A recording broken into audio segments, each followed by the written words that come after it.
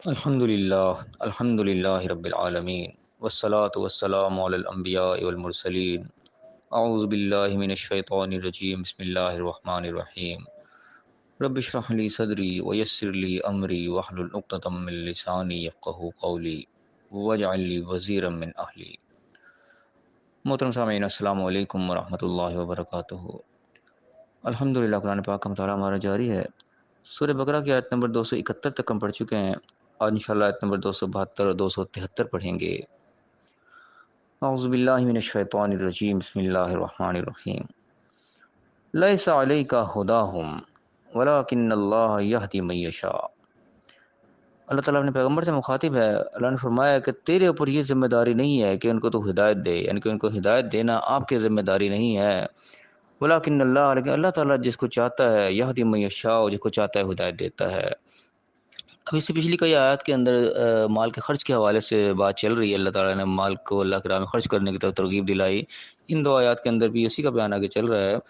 لیکن اس آیت کا جو سٹارٹ ہوا ہے وہ ہدایت کے حوالے سے ہوا کہ اللہ تعالیٰ نے یہ بتایا کہ کسی کو ہدایت دینا وہ آپ کی ذمہ داری نہیں ہے۔ اللہ تعالیٰ نے اپنے پیغمبر سے فرمایا، لیکن اللہ تعالیٰ نے کہا کہ اللہ جس کو چاہتا ہے اس کو ہدایت دیتا ہے۔ اب یہاں پہ تھوڑی سی غلط فہمی بعض اوقات پیدا ہو جاتی ہے کہ یہ بات جو آتی ہے اللہ جس کو چاہتا ہے ہدایت دیتا ہے، تو اس میں بات آ جاتی ہے کہ لو جس کو ہدایت ملی ہی نہیں، بندہ کہتا ہے لو جی اللہ نے چاہا ہی نہیں تھا تو مجھے ہدایت ہی نہیں ملی، میں کیا کرتا۔ اللہ جس کو چاہتا ہے ہدایت دیتا ہے، اللہ نے نہیں چاہا تو نہیں ہدایت ملی۔ لیکن نہیں، یہ غلط فہمی ہوتی ہے، غلط بات ہمارے ذہن میں آ جاتی ہے۔ اس کو سمجھنے کے لیے ہم یوں مثال سمجھیں کہ اللہ تعالیٰ چاہتا ضرور ہے، اللہ تعالیٰ کی چوائس ہوتی ہے، اللہ تعالیٰ چنتا ہے ہدایت کے لیے، لیکن اللہ تعالیٰ کن کو چنتا ہے؟ جو خود اس کے لیے کوشاں ہوتے ہیں،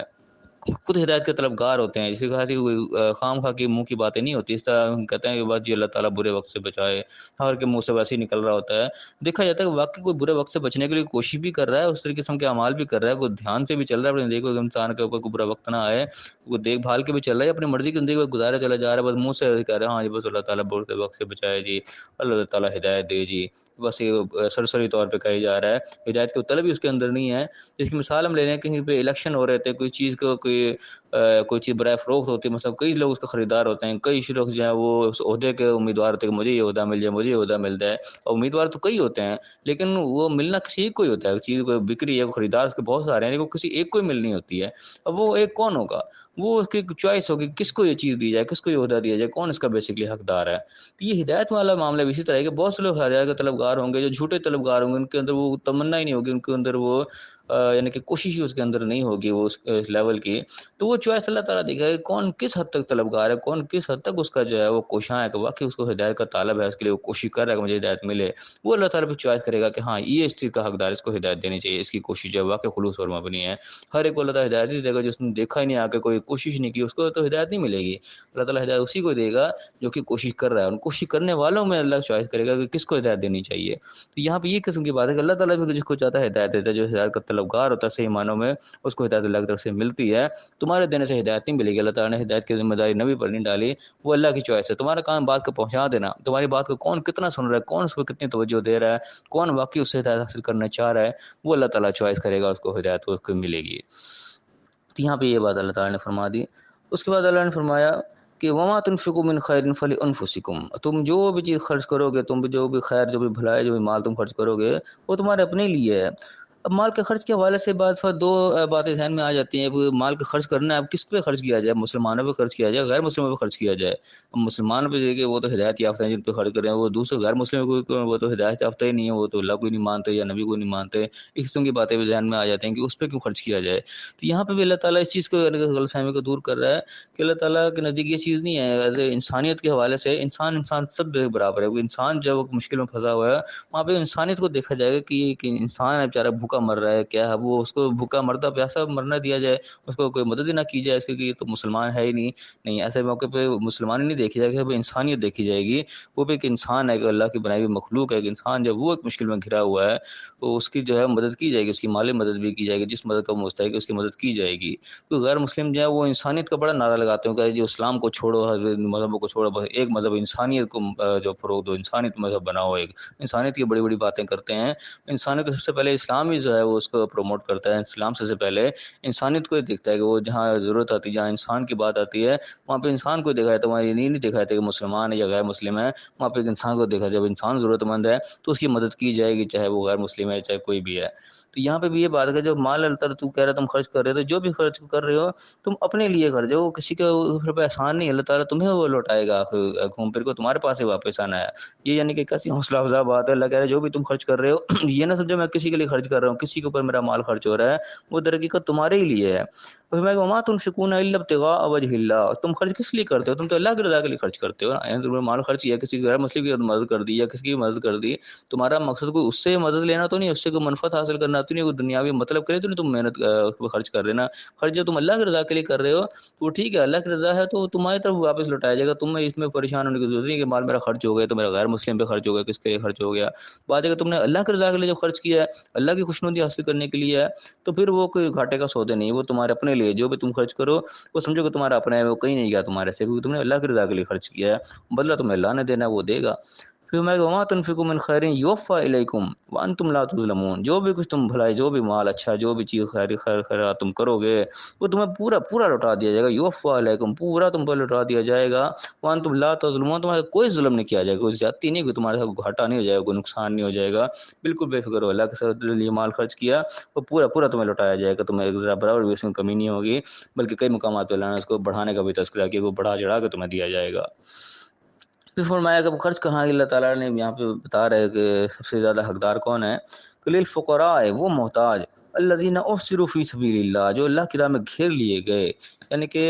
جو اللہ کی راہ میں لگ گئے ہیں، اس کے علاوہ ان کو کوئی راستہ نہیں رہ گیا کہ اس کے علاوہ دنیاوی اپنا معاش پورا کرنا ان کے لیے جو ہے وہ مشکل ہو گیا، اللہ کے لیے جن کو انہوں نے اپنے زندگی کو وقف کر لیا، خاص طور پہ وہ لوگ، اس کا بیک گراؤنڈ خاص طور پہ علماء بتاتے ہیں کہ آپ وسلم کے دور میں کچھ لوگ تھے جنہوں نے اپنی زندگیوں کو وقف کر لیا تھا اسی کام کے لیے کہ اللہ کے دین کی خدمت میں ہی لگے، ان کو یعنی کہ اصحاب صفا بھی کہا جاتا ہے، تو ان لوگوں کا خاص طور پہ تذکرہ کیا گیا کہ وہ ایسے لوگ تھے جو کہ پورے کے پورے وقف ہو گئے، زندگی انہوں نے کھپا دی اسی کام کے لیے، ان کے پاس اتنا وقت بھی نہیں رہ گیا کہ اپنا ذاتی ذریعہ معاش کو کما سکیں، اپنا گھر بار وہ چلا سکیں، انہوں نے پورے کے پورے اپنے آپ کو وقف کر دیا زندگی کے لیے۔ آج بھی کئی لوگ اس طریقے سے ہوتے ہیں دین کے لیے اپنے آپ کو وقف کر دیتے ہیں، کچھ یعنی کہ مسجدوں کے ایسے لوگ ہوتے ہیں جو بچوں کو پڑھانے میں لگ گئے، مسجدوں کے جماعت کرانے 5 وقت کی ذمہ داری لگ گئی، یا اور اس قسم کے کام لگ گئے کہ انہوں نے دین کی زندگی کو دین کے لیے ہی وقف کر لیا، دنیاوی معاملات انہوں نے چھوڑ دیا، یعنی کہ اس طریقے سے وہ لگ گئے ان کے پاس موقع نہیں رہا کہ دنیاوی معاملات کو نبھائیں، اگر دنیاوی معاملات نبھانے لگیں گے تو ادھر کمزوری ہو جائے گی، ادھر جو ہے دینی معاملات ان سے کمزور ہو جائیں گے، چھوٹنا شروع ہو جائیں گے، تو ایسے لوگ جو ہو جاتے ہیں وہ یعنی کہ ان پہ فوکس ہونا چاہیے، ایسے لوگوں کی طرف جو لوگ خرچ کر رہے ہیں مال، کہ ایسے لوگوں کو خاص طور پہ دیکھیں جو واقعی دین کے لیے انہوں نے اپنے آپ کو وقف کر دیا، ان کے پاس جو ہے دوسرے دنیاوی معاملات ان کے لیے مشکل ہوتے چلے جا رہے ہیں، ان کی سپورٹ کی جائے تاکہ وہ دین کے لیے اور مزید اچھے سے اچھی محنت کرے، دیکھا جائے کہ واقعی وہ دین کے لیے سچی محنت کر رہے ہیں، کوئی اپنا ذاتی مفاد نہ کر رہے ہوں، کوئی اپنا کوئی فرقہ پرستی کو نہ بڑھا رہے ہوں، جو واقعی صحیح معنوں میں دین کی خدمت کر رہے ہیں، تو ایسے لوگ زیادہ حقدار ہیں کہ ان کو ایسے مدد کی جائے کہ وہ اپنے دین کا کام جو مزید اچھے طریقے سے کرے، کوئی دنیاوی کوئی ٹینشن ان کے اوپر نہ ہو۔ اور فرمایا کہ وہ صرف فی سبیل اللہ کی راہ میں وہ گھیر لیے گئے، لا یستطیعون ضربا فی الارض، وہ زمین کے اوپر کوئی ضرب یعنی کہ کوئی ایسے بھاگ دوڑ وہ زمین پر نہیں کر سکتے، یعنی کہ وہ اتنا ان کے اوپر رہ نہیں گیا، موقع نہیں رہ گیا ان کے پاس۔ فرمایا کہ یحسبهم الجاہل اغنیاء من التعفف، جو ان کے ناواقف لوگ ہوتے ہیں، جاہل یہاں پہ لفظ استعمال ہوا جا رہا ہے، ان کے ناواقف جن کو پتہ ہی نہیں ان کے بارے میں، وہ ان کا سمجھنے کہ یہ تو بڑے غنی ہیں، ان کے ناواقف ہونے کی وجہ سے ان کو جانتے نہیں ہیں، تو وہ سمجھ رہے ہیں کہ یہ بالکل غنی ہے، ان کو کسی چیز کی ضرورت ہی نہیں ہے، تو مانگتے ہی نہیں ہے۔ تو میں تعرفہم بسیماہم، تم ان کو چہروں سے پہچانو، چہروں کے پہچان لوگے کہ یہ واقعی ضرورت مند ہے، یہ مانگتے نہیں ہیں۔ اس قسم کے بہت سے لوگ اور ہیں، سفید پوش لوگ جن کو کہا جاتا ہے، وہ ضرورت مند ہوتے ہیں لیکن وہ بیچارے کسی سے مانگتے نہیں ہیں، کہتے نہیں ہیں، وہ اپنے عزت دار لوگ ہوتے ہیں، وہ بس جیسا بھی ہوں مانگیں گے نہیں کسی، جس مرضی حالت میں ہوں۔ تو ایسے لوگوں کا خاص طور پر خیال کرنا ضروری ہے کہ جو کہ یعنی کہ رک گئے، ایسے بیچارے پریشانی میں آ گئے، وہ مانگ بھی نہیں رہے لیکن ہے بھی ضرورت مند، ان کو ان کے چہروں سے پہچانا جائے گا، ان کے چہروں پہ نظر آ جائے گا کہ واقعی کوئی ضرورت مند شخص ہے لیکن وہ مانگ نہیں رہا۔ ایک اور کیا نشانی بتائی کہ لا یسألون الناس الحافا، لوگوں سے لپٹ لپٹ کر نہیں مانگتے، تو ایسے لوگوں کو پہلے فوکس کرنا ضروری ہے جو کہ مانگنے والے نہیں ہیں، مانگ بھی نہیں رہے لیکن ہیں بھی ضرورت مند۔ ایک تو وہ ہے نا جو لوگوں سے مانگ مانگ کے اپنا پورا کر لیتا ہے، وہ تو اپنا کہیں نہ کہیں سے نظام چلا ہی لیتا ہے، لیکن ایسے لوگ بہت زیادہ حقدار ہیں توجہ کے، جو کہ مانگ بھی نہیں رہے اور ہیں بھی حقدار، ان کو ضرورت بھی ہے، ان کو ہماری ذمہ داری کہ ان کو پہچانیں، دیکھیں کہ واقعی ان کی ضرورت ہے، ان کے بارے میں جو کہ معلومات حاصل کریں، جو ایسے لوگ ہیں جو واقعی ان کو کوئی نہ کوئی واقعہ ایسے مل جاتی ہے، بعض لوگ ایسے جو جانتے ہیں کہ یار واقعی ضرورت مند ہے، کوئی اس کا ذریعہ معاش نہیں ہے، اور اپنی زندگی کو اس نے یعنی کہ دین کے لیے وقف کر دیا ہے، چاہے دین کے لیے نہیں بھی وقف، ایسے لوگ بھی جو کہ پہچان جن کا ضروری ہے، کو مانگ نہیں رہے لیکن ضرورت مند ہیں، تو وہ لوگ ایسے ہیں کہ ان کو خاص طور پہ فوکس کیا جائے کہ ان کے لیے مال کو خرچ کیا جائے۔ اور فرمایا کہ وما تنفقوا من خیر، جو بھی تم بھلائی تم خرچ کرو گے، جو بھی مال خرچ کرو گے، خیر کا لفظ یعنی کہ مال کے لیے بھی استعمال ہوتا ہے، جو بھی نیک کمائی اپنے تم بھلائی اچھی چیزیں خرچ کرو گے، فإن اللہ بھی علیم، تو اللہ تعالیٰ اس کو جاننے والا ہے۔ گویا کہ اللہ کے علم سے وہ چیز نہیں نکل جائے کہ تم خفیہ طریقے سے بھی، جس طریقے سے بھی تم کی مدد کر دو گے، اللہ کے علم میں تو وہ ہوگی، تو اللہ کے علم میں جب آ گئی تو گویا کہ وہ تمہیں اس کا بدلہ ملے گا ملے گا، وہ تمہارا کوئی گھاٹے کا سودا نہیں ہے۔ جو بھی تم نے اللہ کی رضا کے لیے خرچ کیا وہ تمہیں پورا پورا بلکہ بڑھا چڑھا کے واپس لوٹایا جائے گا، اس میں یعنی کوئی نقصان نہیں ہوگا، تمہیں فائدہ ہی فائدہ ہے۔ تو یہ نا کہ یہاں پہ یہ 2 رکوع ہمارے مکمل ہوتا ہے، یہ 2 رکوع تقریباً جو ہے مال کے خرچ کے اوپر بہت زیادہ ہیں، اور ابھی یہ مزید بھی آگے چل رہا ہے، اگلی مزید آگے آئے تو اس میں بھی مال کے خرچ کے حوالے سے ہی بات آئے گی، اور اس کے علاوہ اور جو مال کے غلط استعمال ہے ان کا بھی آگے تذکرہ آئے گا۔ تو یہ یعنی کہ وہ آیات ہے جو براہ راست جو ڈائریکٹلی ہماری زندگی سے تعلق رکھتی ہیں، مال ہم کماتے بھی ہیں، خرچ کرتے بھی ہیں، تو یہاں پہ اللہ تعالیٰ خرچ کرنے کا خاص طور پہ بتا رہا ہے کہ خرچ کہاں کیا جائے، کما تو انسان لیتا ہے، اس کے بعد وہ خرچ کیا جائے، کوئی حرام راستے نہ وہ لگ جائے، جو اللہ نے رزق حلال دیا ہے وہ لگے بھی حلال راستے میں۔ اس کے بعد اگلی آیات کے اندر کمائی کا بھی اللہ تعالیٰ بتائے گا کہاں سے کمانا چاہیے، کہاں سے نہیں کمانا چاہیے، ان کی بھی آیات انشاءاللہ آگے آئیں گی۔ اللہ تعالیٰ میں صحیح سمجھنے کی، صحیح عمل کرنے کی توفیق عطا فرمائے، اور دنیا آخرت دونوں جگہ کامیاب فرمائے، آمین۔ وآخر دعوانا ان الحمد للہ رب العالمین۔